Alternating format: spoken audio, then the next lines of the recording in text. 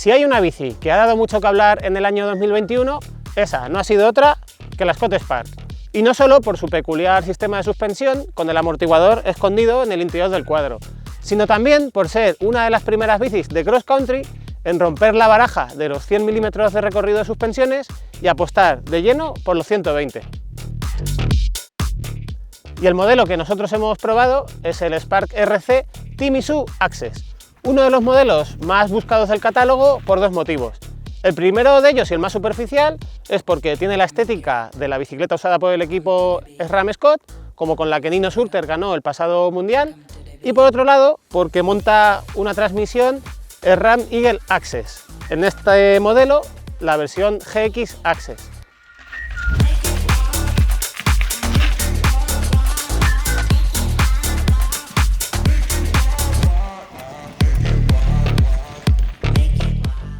Llevamos muchos meses con ella, la recibimos precisamente justo después de la presentación en el pasado verano y desde entonces os diría que no nos hemos separado de ellas, con el objetivo principalmente de hacer un test muy de usuario, es decir, de reflejar las condiciones de cualquier biker que podría comprársela y que entrena y monta en bicicleta prácticamente a diario con ella y también compite en marchas y en maratones. Además, en este modelo concretamente, hemos aprovechado para poner a prueba multitud de componentes de los que veis que probamos en la revista y en nuestra web mountainbike.es, como la horquilla, otras ruedas, la tija telescópica, que de hecho no viene montada de serie, es un añadido nuestro, y este es el motivo por el que la habréis visto muchas veces en nuestras redes sociales con otros componentes diferentes.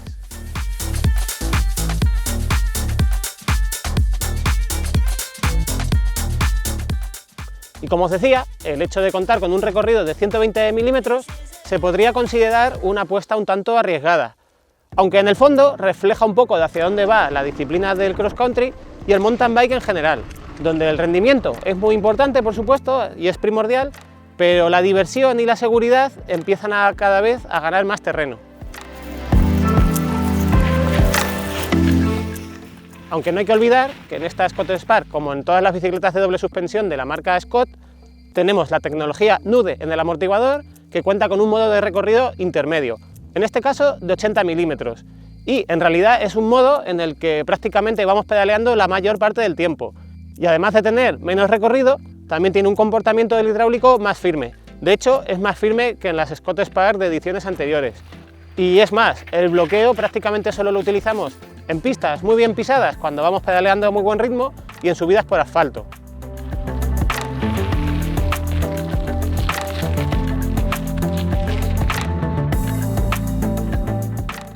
La bicicleta, por tanto, tiene una capacidad de pedaleo bastante buena y se puede decir incluso que se siente bastante reactiva del triángulo trasero, con la ventaja de que cuando llegamos a las bajadas, especialmente a las que son muy técnicas, pues contamos con un recorrido superior que hace que la bicicleta se comporte muy bien. De hecho, no quiero parecer muy exagerado, pero os diría que de todas las bicicletas de cross country que hemos probado últimamente, la Scott Spark está a la cabeza de las que mejor bajan.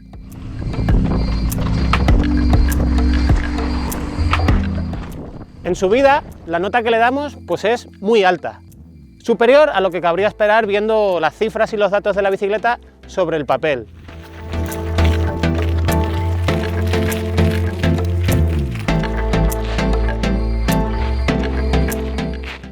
No obstante, para ser totalmente sinceros, si tienes muy claro que buscas una bicicleta principalmente rodadora y no vas a rodar habitualmente por senderos muy técnicos, pues hay otras bicicletas más adecuadas en el mercado. Y si el tema del recorrido puede ser un poco controvertido, más aún lo sería, y generalmente no se habla tanto de ello, la geometría,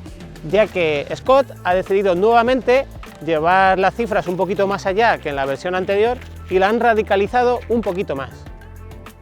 Por ejemplo, en la dirección se ha lanzado un poco más el ángulo con una apertura de 67 grados con 2 y además usa potencias bastante cortas.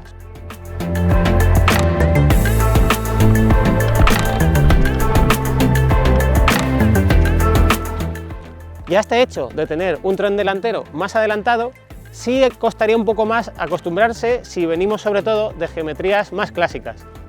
En la parte trasera, sin embargo, algo que nos ha gustado mucho es que el tubo de sillín se ha construido muy vertical, con un ángulo de más de 76 grados, con lo que pedaleamos en una posición muy buena de cara al rendimiento. Y en general la bici se muestra mucho más reactiva de atrás, incluso con unas vainas que no son de las más cortas que hemos visto. Y ahora que estoy hablando de la geometría, algo que quiero detallar un poco es el tema de la talla, ya que en mi caso, con 1,77 m de altura, estoy justo a mitad de camino entre una talla M y una talla L. El hecho de contar con tubos de sillín cada vez más verticales y con potencias cada vez más cortas hace que, en mi caso, en esta talla M, fuera un poco encogido. En la talla L me pasa algo parecido, y es que voy un poco al límite de que me llegue a quedar grande, pero ocurre algo muy curioso, y es que el tubo de sillín es todavía más vertical que en la talla M, medio grado más, pasando de 76,1 a 76 grados y medio, con lo que al final llevo una posición a medio camino entre estirada y racing y cómoda, y esto me da la posición que creo que mejor encaja con esta bicicleta.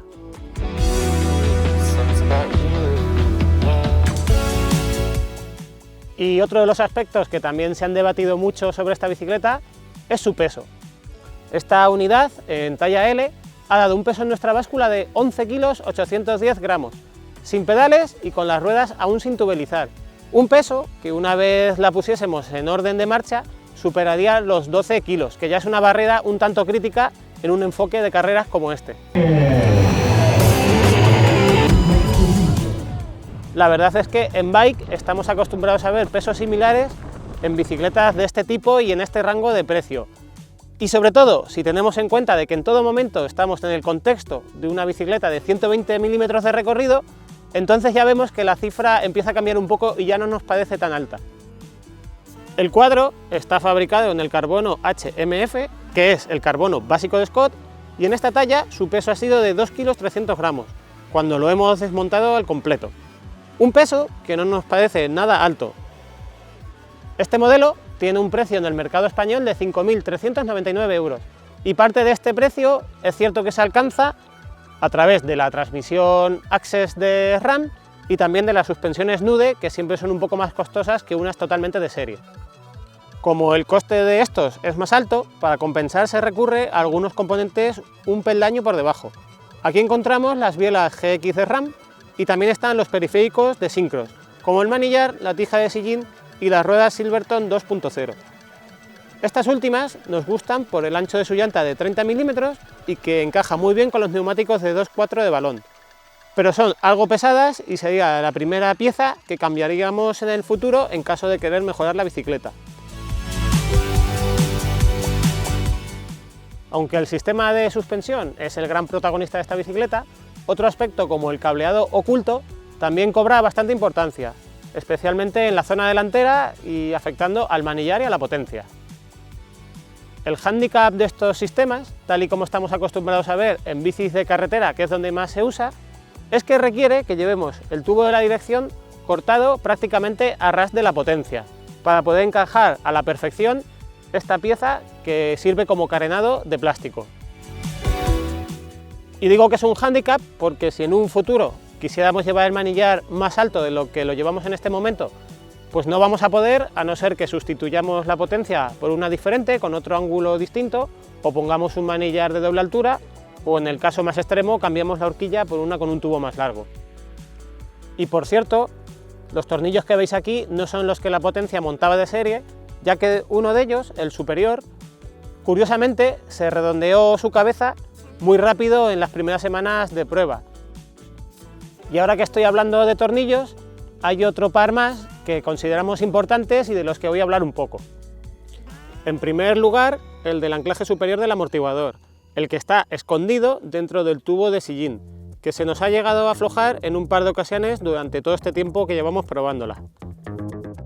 Y apretarlo, además, es muy fácil porque lo podemos hacer directamente con la leva del cierre trasero, aunque nuestra recomendación es hacerlo tranquilamente en casa y a ser posible con una llave dinamométrica.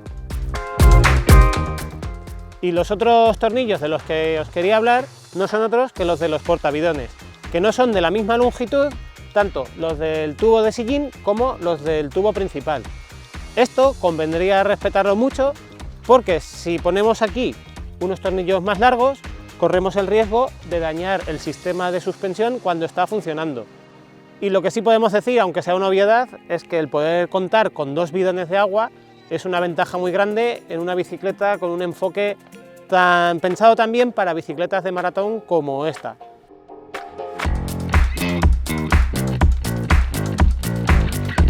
Toda esta zona del tubo de sillín y de la caja del pedalier están muy trabajadas y nos ha parecido que ofrecen una rigidez en general muy buena. Sus peculiares formas, eso sí, hacen que la bicicleta tienda a acumular mucho barro en la zona en la que se unen las vainas, justo detrás del pedalier. Aunque por suerte aquí cuenta con una especie de plástico que protege de que este barro y la humedad puedan entrar a los rodamientos.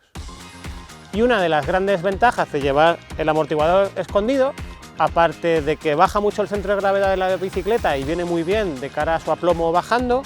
es que está totalmente protegido tanto de suciedad como de ante un posible golpe. Y aquí la pregunta sería, ¿realmente ha funcionado tan bien como debería y no ha entrado nada de suciedad? Pues hemos retirado la tapa para verlo y lo que hemos visto es que realmente funciona. El barro y el polvo se acumulan en torno a la compuerta de abajo, pero tan solo un poquito de polvo ha entrado al interior, con lo cual el amortiguador estaba prácticamente impoluto.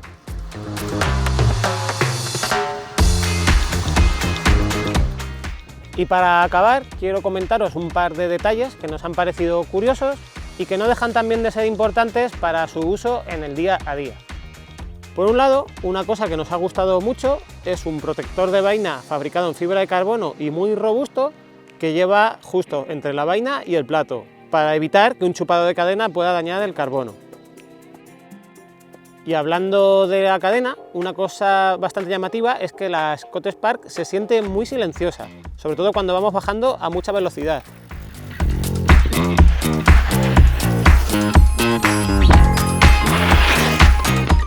El triángulo trasero de esta bicicleta, aunque es muy compacto, es bastante voluminoso en el plano horizontal. Y es algo que se nota porque hemos visto una parte de la vaina derecha en la que es un poco evidente el roce con la zapatilla, especialmente en mi caso, que suelo bajar con el pie derecho atrás.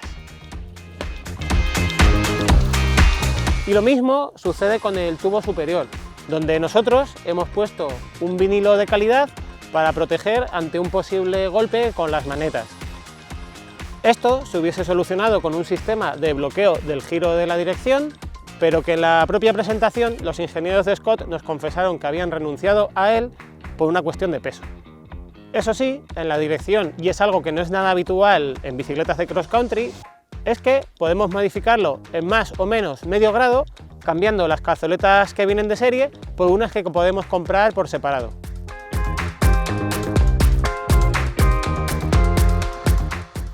Y ya hemos llegado al final de nuestras experiencias con ella, y para irme y dejaros a vosotros con los comentarios, quiero concluir con que esta bicicleta nos ha demostrado que es una máquina de cross country real,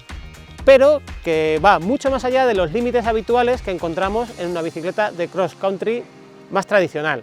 siendo mucho más divertida y mucho más cómoda cuando hacemos un uso rutero.